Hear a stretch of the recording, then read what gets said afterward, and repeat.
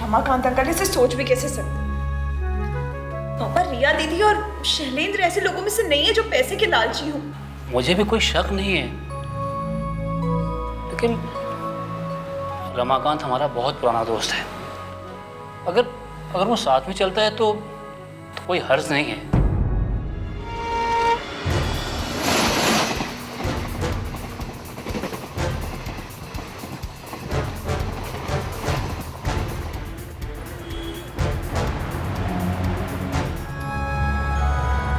रमेश, तुमने बताया डॉक्टर रिया मुंबई में सेटल्ड है? हाँ, वो मुंबई में प्रैक्टिस करती है। अच्छा, मुंबई में प्रैक्टिस करती है तो मुंबई में उसका अपना घर भी होगा? हाँ, होगा। तो फिर पैसे लेने के लिए उसने हमें होटल में क्यों बुलाया है?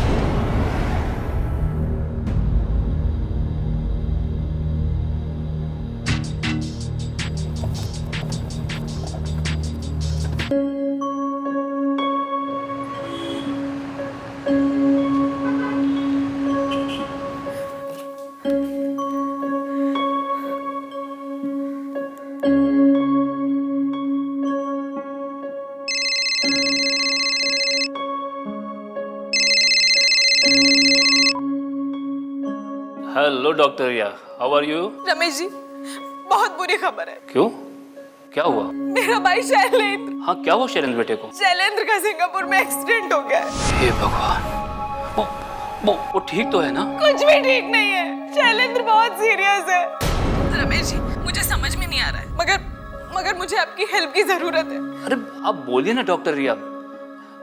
शैलेंद्र मेरा होने वाला दामाद है, वो मेरी बेटी की जिंदगी है। अरे मैं उसके लिए कुछ भी कर सकता हूँ, बोलिए तो। सिंगापुर के हॉस्पिटल ने बोला कि तुरंत 8 लाख रुपए का इंतजाम कीजिए। पूरा खर्चा 16-17 तक आएगा। मेरी परसों सुबह की फ्लाइट है, मगर हॉस्पिटल ने कहा है कि उनका रूल है, जब तक पैसे नहीं मिलेंगे वो ऑपरेट नहीं करेंगे। उन्होंने आईसीयू में रखा है शैलेंद्र को। 1 लाख रुपए है मेरे पास, लेकिन किसी तरह 7 लाख रुपए का इंतजाम कीजिए प्लीज, जल्दी। जी।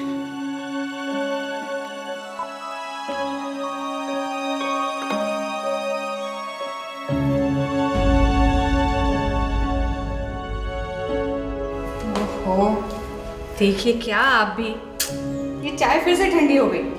अब मैं ऐसे नहीं गर्म करने वाली, कोल्ड ड्रिंक समझ के पी लीजिए। क्या हुआ, देखिए तो। हाय माँ, हाय पापा। पापा को क्या हुआ है? ऐसे क्यों बिहेव कर रहे हैं जैसे कोई अर्थक्वेक आ गया हो?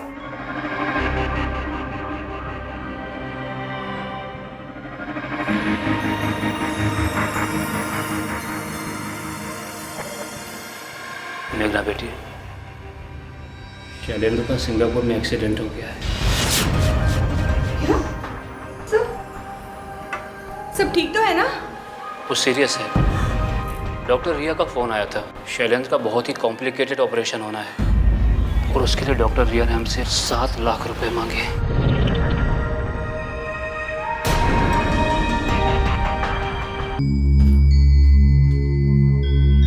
मेघना बेटी, तुम टेंशन मत लो, सब ठीक हो जाएगा। कैसे ठीक होगा पापा? 7 लाख कहाँ से आएंगे?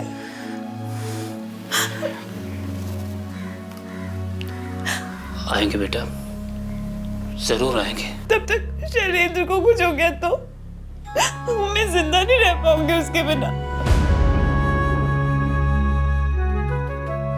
मेघना और शैलेंद्र इंटरनेट पर मिले और चैटिंग दोस्ती बन गई और दोस्ती गहरा प्यार। शैलेंद्र एक कमर्शियल एयरलाइन का पायलट था। उसने एक मैट्रिमोनियल वेबसाइट पर एडवर्टाइज किया था। उसी वेबसाइट की मेघना भी सदस्य थी।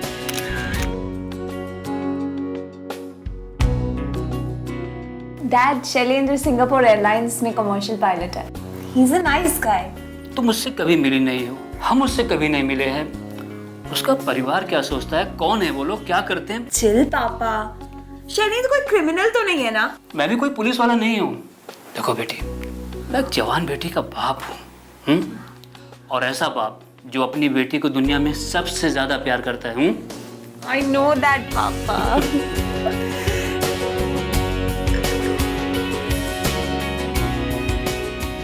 सर मेरे भाई ने डकोटा यूएसए से अपनी कमर्शियल फ्लाइंग की ट्रेनिंग की है और 2 साल से सिंगापुर एयरलाइंस में पायलट हैं। सर पुणे के कोरेगांव पार्क में मेरा खुद का ड्यूप्लेक्स अपार्टमेंट भी है।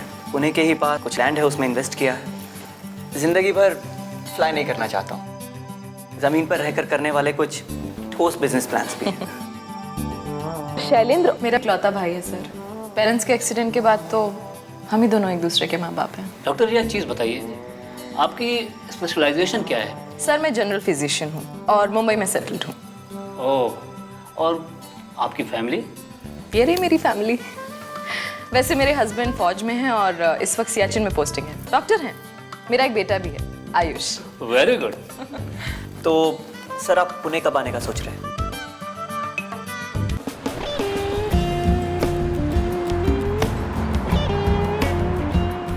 मेघना और उसके माता पिता पुणे पहुंचे। उन्होंने शैलेंद्र का फ्लैट भी देखा।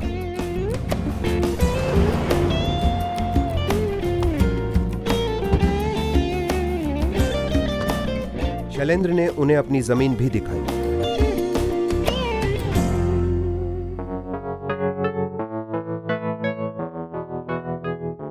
कुछ ही दिनों बाद मेघना और शैलेंद्र की सगाई हुई। बहुत ही प्राइवेट फैमिली सेरेमनी थी। आयुष कहीं दिखाई नहीं दे रहा, कहाँ है वो? अरे वो बोर्डिंग में है, उसको छुट्टी नहीं दी, बोले शादी के वक्त देंगे। अब हम लोग शादी की तैयारी करते हैं। शादी का प्लान हम लोग डिटेल में करेंगे। बिल्कुल, मैं भी यही चाहती हूँ कि शादी जल्दी से जल्दी हो जाए। रमेश जी, मुझे आपसे कुछ इम्पोर्टेंट बात करनी है। ज़रा 2 मिनट के लिए बाहर आएंगे? हाँ चलिए। पैसों का इंतजाम होते ही मैं खुद आपको फ़ोन करूँगा, ठीक है? I am really sorry to say sir, मगर आप वो एक्स्ट्रा कदम नहीं उठा रहे हैं जो आप उठाते अगर शैलेंद्र और मेघना की शादी हो गई होती तो। अरे नहीं बेटी, ऐसी बात नहीं है। प्लीज ऐसा मत कहो। मैं पैसों का इंतजाम कर लूंगा, बिलीव मी। मेरी कल शाम की फ्लाइट है। प्लीज जाने से पहले किसी भी तरह से 7 लाख रुपए का इंतजाम कर दीजिए। देखिए जी, हमारी ऐसी हैसियत नहीं है। आप साफ साफ बोल दीजिए ना रिया को कि नहीं है, पैसे नहीं हो सकता। किस मुंह से कह दूं? आखिर ये हमारी बच्ची की जिंदगी का सवाल है। पर आपने पहले ही अपनी सारी सेविंग पीएफ निकाल के दे दिए हैं डॉक्टर रिया को शादी के खर्च के लिए। एफडीज भी तुड़वा दिए हैं। फिर मैं आपको एक सजेशन दूं, आप बुरा तो नहीं मानेंगे? अब देखिए, खुल के बोलिए, क्या कहना है आपको? ऐसा है कि मैंने शैलेंद्र की शादी के लिए बहुत सारे सपने देखे थे और मैं चाहती हूँ कि कुछ स्पेशल चीज़ें उसकी शादी में। तो अगर आप बुरा ना माने तो मैं शादी की तैयारियां करवाना चाहती हूँ। सवाल ही नहीं उठता है। देखिए, शादी का सारा खर्चा मैं अकेले भी करूँगा। पर रमेश जी, खर्चा कुछ 10 लाख तक आएगा। इसीलिए तो कह रही हूँ कि हम खर्चा 50-50 कर लेंगे, उसमें क्या बड़ी बात है। और वैसे भी मुंबई इतनी महंगी जगह है, सारी चीज़ें महंगी हैं। अगर अभी से हम एडवांस बुकिंग करेंगे तो थोड़ा सस्ता पड़ेगा। 3.5 लाख आप पहले ही कैश दे चुके हैं डॉक्टर रिया को, और अब ये 7 लाख की और मांग कैसे करेंगे जी? हाँ, मैं एक काम करता हूँ, मैं रमाकांत के पास जाता हूँ। वो हमारी मदद जरूर करेगा। थोड़ा थोड़ा, हाँ इसी लेवल में आगे चले जाओ। पूरा बिल्कुल यही लेवल पकड़ लिया। ये सब खत्म करना है। रमा, अरे रमेश, इतने दिनों बाद तू तो अपने दोस्त को भूल ही गया यार। अरे नहीं यार, तू तो जानता है कि मुझे कॉलेज से फुर्सत ही नहीं मिलती है। ऊपर से ये मेघना की शादी की तैयारियां। हाँ हाँ समझता हूँ। पारिवारिक जिम्मेदारियां पहले, यार दोस्त बाद में। यार वो परिवार की बात थी, इसीलिए तुझसे मिलने आया था। क्या बात है रमेश, सब खैरियत तो है ना?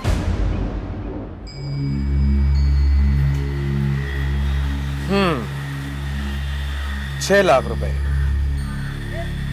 6 लाख रुपए काफी होते हैं यार रमा, मुझे 7 लाख रुपए कल तक भेजने हैं। 8 लाख रुपए और देने पड़ सकते हैं।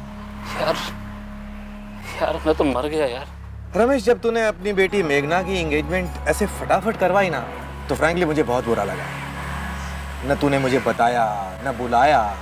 रमा देख, मैं तो तुझे पहले ही बता चुका हूँ कि वो शैलेंद्र की बहन रिया थी ना, उसे एकदम प्राइवेट सेरेमनी चाहिए थी और उसे सगाई की बहुत जल्दी थी। यही जल्दी वाली बात तो मुझे खटक रही है रमेश। ये डॉक्टर रिया कुछ ज्यादा ही जल्दी में है। सगाई जल्दी, शादी जल्दी, अब ऑपरेशन के लिए पैसों की भी जल्दी।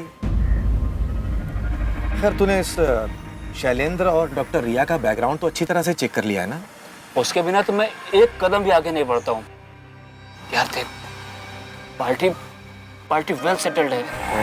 लड़का सिंगापुर एयरलाइंस में पायलट है। यही तो, लड़का इतनी बड़ी एयरलाइन में पायलट है, उसकी कंपनी को कोई फिक्र नहीं है उसके इलाज की।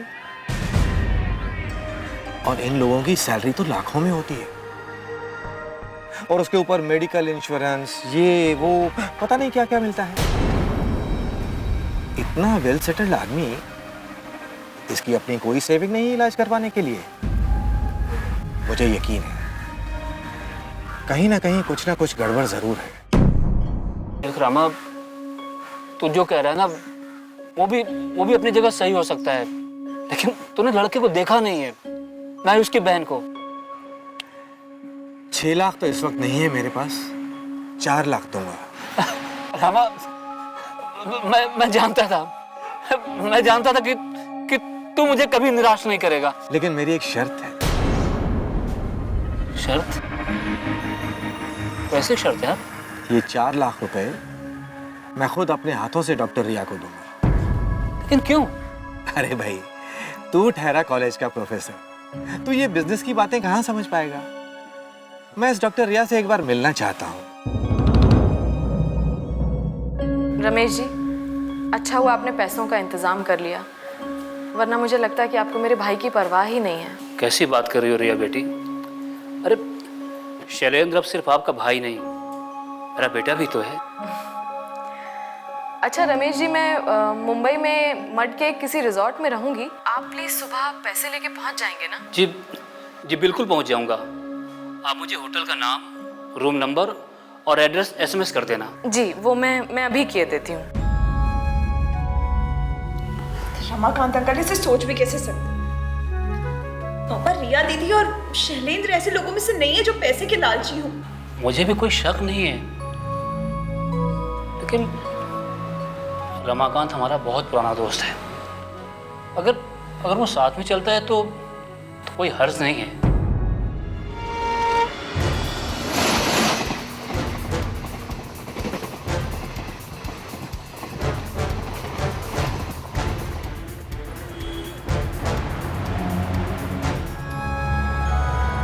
रमेश, तुमने बताया डॉक्टर रिया मुंबई में सेटल्ड है? हाँ, वो मुंबई में प्रैक्टिस करती है। अच्छा, मुंबई में प्रैक्टिस करती है,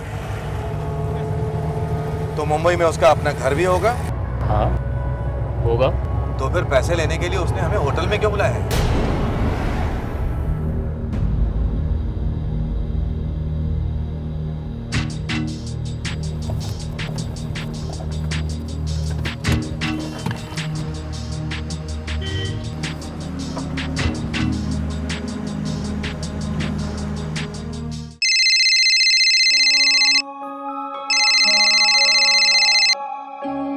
हेलो, हाँ रमेश जी, आप पहुंच गए क्या? हाँ रिया बेटी, मैं होटल के नीचे खड़ा हूँ। I am sorry Ramesh ji, वो मैं मड वाले रिजॉर्ट में नहीं हूँ। एक्चुअली सुबह एक बहुत इंपॉर्टेंट इमरजेंसी आ गई, मैं आपको फ़ोन करना भूल गई। सब ठीक तो है ना? हाँ, वैसे सब ठीक है, कोई चिंता की बात नहीं है। लेकिन इस वक्त मैं रॉयल गार्डन में हूँ, तो अगर हो सके तो आप यहाँ आ जाइए, रूम नंबर 210। अच्छा सुनिए, लेकिन पैसे लेके थोड़ा जल्दी आ जाइए, मैं ऑलरेडी बहुत लेट हो गई हूँ, फ्लाइट मिस हो जाएगी। सुबह इमरजेंसी केस की वजह से मैं भूल गई आपको फ़ोन करना। ठीक है। वो होटल रॉयल गार्डन में है, उसे एक अर्जेंट काम से वहाँ जाना पड़ा। ओह, तो अब लुका छुपी का खेल खेला जा रहा है या चोर पुलिस का खेल? रामा, अब तू फिर से मत शुरू हो जाना प्लीज़। अब तो शुरू होना ही पड़ेगा। चोर को पकड़ने पुलिस को साथ लेकर जाना ही पड़ेगा। क्या बकवास कर रहा है तू रहने दे, मैं अकेले चला जाता हूँ। अगर हम ऐसे ही बहस करते रहे ना तो उसकी फ्लाइट छूट जाएगी। अरे बुद्धू, अगर तूने उसे पैसे दे दिए ना तो वो ऐसी फ्लाइट पकड़कर निकल जाएगी जो जिंदगी में कभी लैंड ही नहीं होगी। मैं तो कहता हूँ हमें सीधे पुलिस के पास जाना चाहिए। वो औरत तुम्हें ठगती जा रही है और तुम बेवकूफ़ों की तरह ठगते चले जा रहे हो। मुझे भी लगता है कि कुछ तो गड़बड़ है।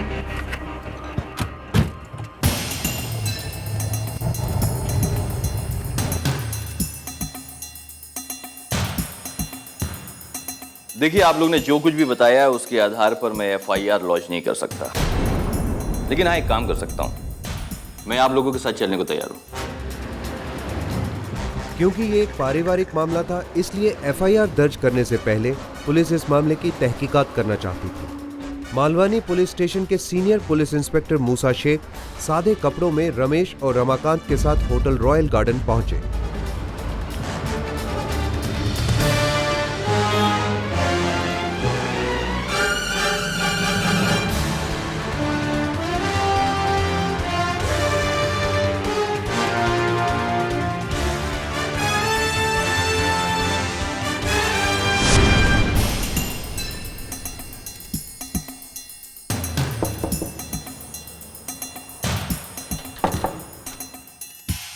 नमस्ते। नमस्ते। आइए, अंदर आइए। जी। पैसे तो लाए हैं ना? जी हाँ।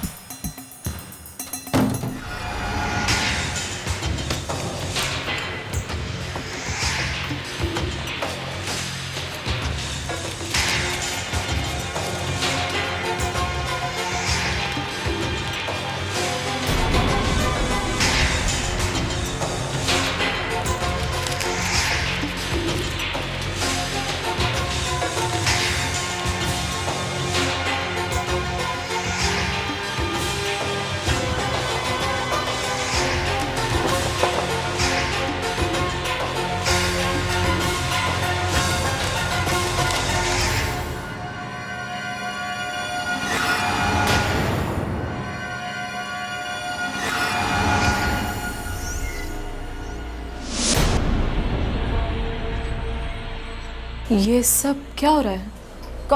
कौन है ये लोग? मूसा शेख, इंस्पेक्टर मूसा शेख। ये क्या मजाक है रमेश जी? आप मुझ पर शक कर रहे हैं? मेरा भाई वहां हॉस्पिटल में आखिरी सांसें गिन रहा है। कौन से हॉस्पिटल में? मेरे कहने का मतलब है कि सिंगापुर के कौन से हॉस्पिटल में आपका भाई आखिरी सांसें गिन रहा है? वो मैं आपको क्यों बताऊं? ये हमारा जाती मामला है।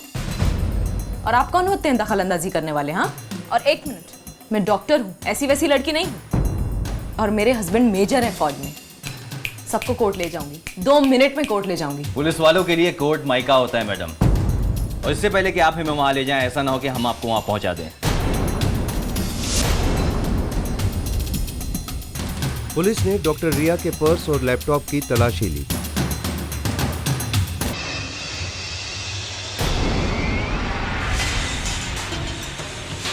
डॉक्टर रिया के लैपटॉप से पुलिस को कई सगाइयों की तस्वीरें मिली। हर तस्वीर में लड़कियां अलग अलग थी, पर लड़का एक, शैलेंद्र। उन तस्वीरों में से एक तस्वीर मेघना और शैलेंद्र की सगाई की थी। पुलिस को सिंगापुर के लिए 3 एयर टिकट्स भी मिले, जो उसी रात की फ्लाइट के थे। Mister Shailendra, mister Ayush and Parul, आपके मुताबिक तो शैलेंद्र को अस्पताल में होना चाहिए, यानी कि हॉस्पिटल में होना चाहिए था। ये सब क्या है डॉक्टर रिया? ये आयुष और पारुल कौन है? आयुष इनका बेटा है, इन्होंने खुद बताया था मुझे। और पारुल? बताइए बताइए, पारुल कौन है? पारुल? बताइए डॉक्टर साहब। पारुल मैं खुद हूँ।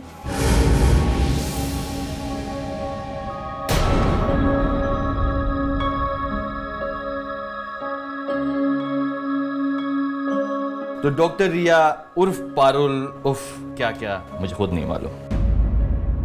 अब एक काम करिए, अपने भाई शैलेंद्र को फोन लगाइए और उससे यहाँ आने के लिए कहिए। कुछ और ज्यादा कहने की जरूरत नहीं है उसे।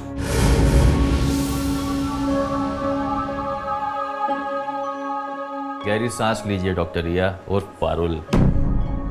चाहिए तो पानी पी सकती हैं आप। शैलेंद्र को शक नहीं होना चाहिए, उससे सिर्फ ये कहिए कि पैसे मिल गए हैं और वो रूम पर आ जाए। फोन कीजिए।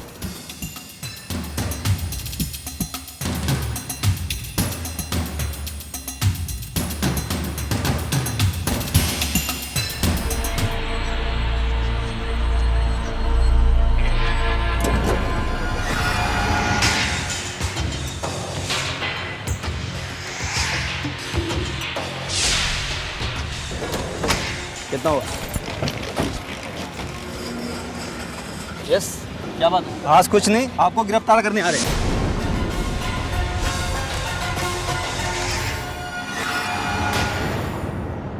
तो डॉक्टर रिया उर्फ पारुल उर्फ जाने क्या क्या, आप एक ज़हमत करेंगी?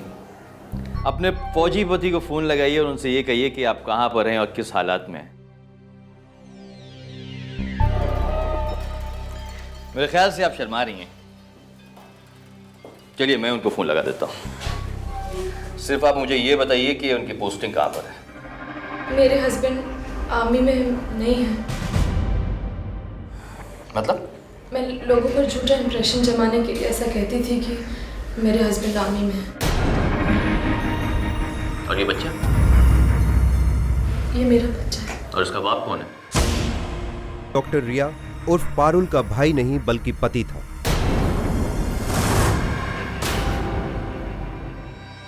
खैर, और ये डॉक्टर की कहानी क्या है? वो भी एक झूठ है सर। मैं कोई डॉक्टर वॉक्टर नहीं हूँ। सच क्या है? आप हैं कौन? वैसे हम आपके ये जो पति हैं कम ब्रदर, इनको अपने साथ हवालात ले जाएंगे, अपने हिसाब से पूछताछ करेंगे और फिर इस बार वाकई ये हॉस्पिटल में होंगे। मेरा नाम वाकई शैलेंद्र है। ये मेरी वाइफ पारुल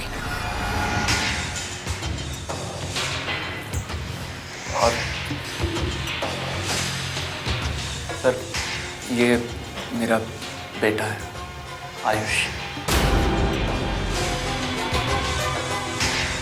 मैं ज़रूर पायलट बनते बनते रह गया। साउथ अफ्रीका में कमर्शियल फ्लाइंग लाइसेंस की ट्रेनिंग के लिए गया था। ट्रेनिंग पूरी करके सर लाइसेंस लेने के लिए 4 लाख रुपयों की ज़रूरत थी। और सर ये फ्रॉड का आइडिया मेरा था सर। मैंने ही अपने हस्बैंड को अपना भाई बनाकर बाकी अलग अलग फैमिलीज में इंट्रोड्यूस किया था।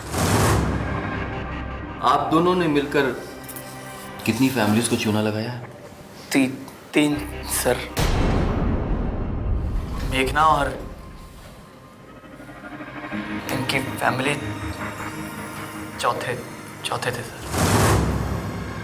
पूना का फ्लैट मेरे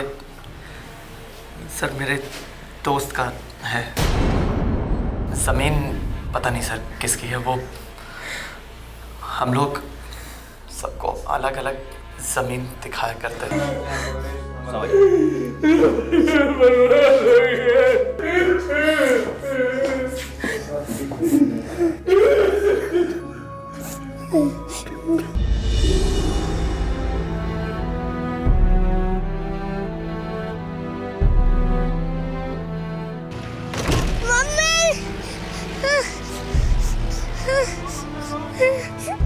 मुंबई में शैलेंद्र के परिवार के कुछ दोस्त थे। आयुष को उन्हें सौंप दिया गया। उन्होंने कुछ दिनों बाद उसे कानपुर भेजा अपने दादा दादी के पास। मेघना के पिता रमेश निकम अपने दोस्त रमाकांत के साथ भूसावल लौटे, टूटे हुए, हारे हुए। मेघना शैलेंद्र की असलियत जानकर चूर चूर हो गई।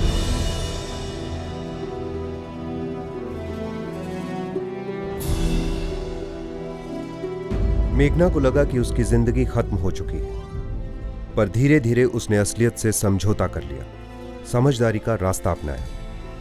मेघना अब शैलेंद्र वाले किस्से को एक बुरा सपना समझकर भुला चुकी है। वो अब मन लगाकर अपनी MBA की पढ़ाई कर रही है। Rama, I am really thankful to you. मुझे समझ में नहीं आता कि मैं तेरा शुक्रिया कैसे अदा करूं। एक तरीका है, अगली बार जब तू मेघना के लिए लड़का देखने जाएगा ना, तो मुझे एक फोन कर देना बस। पक्का यार? हम दोनों मिलकर उस लड़के का पूरा बैकग्राउंड चेक करेंगे। अरे भाई, मेघना जैसे तेरी बेटी है वैसे मेरी भी बेटी है ना? हाँ।